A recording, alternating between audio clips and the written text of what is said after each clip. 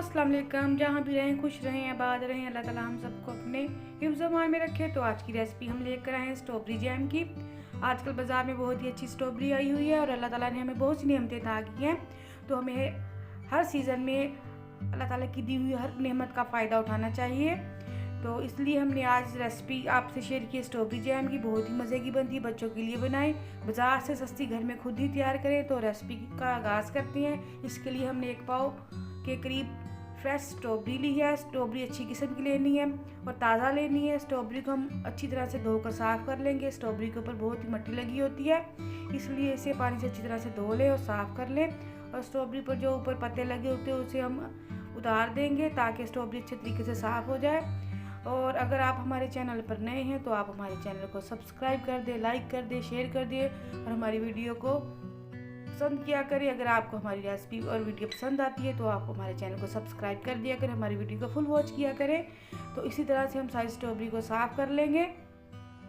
तो देखिए जी, स्ट्रॉबेरी हमने साफ़ कर ली है और इसे हम पीस लेंगे बिना पानी के। तो ये देखिए जी, हमने स्ट्रॉबेरी को बिना पानी के पीस लिया है।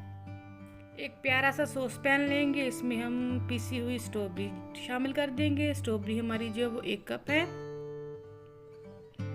इसे हमने बिना पानी के पीसा। और अब इसमें हम 1 कप चीनी शामिल करेंगे। जितनी हमने स्ट्रॉबेरी की प्यूरी ली उतनी हम इसमें चीनी शामिल करेंगे और इसे अच्छे तरीके से हल कर लेंगे ताकि चीनी इसमें अच्छे तरीके से हल हो जाए।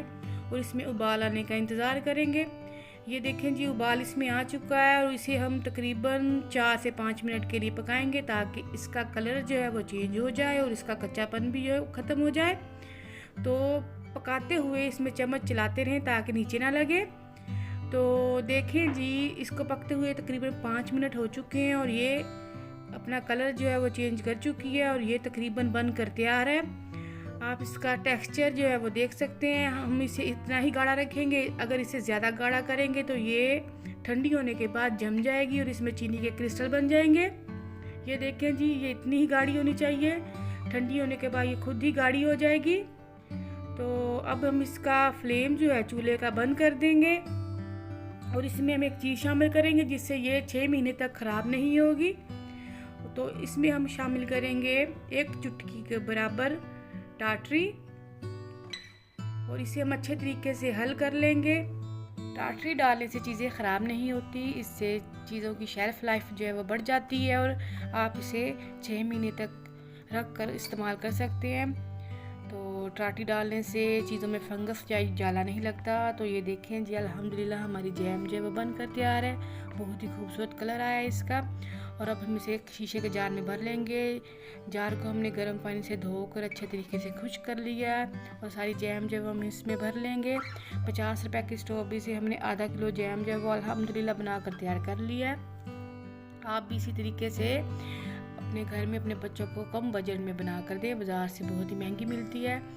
तो हमने इसे बिना कलर बिना एसेंस के बनाया है, 2 चीज़ों से बनाया है। तो आपको अगर हमारी रेसिपी पसंद आती है तो आप हमारे चैनल को लाइक कर दें, शेयर कर दें, सब्सक्राइब कर दें और हमारी वीडियो को फुल वॉच किया करें।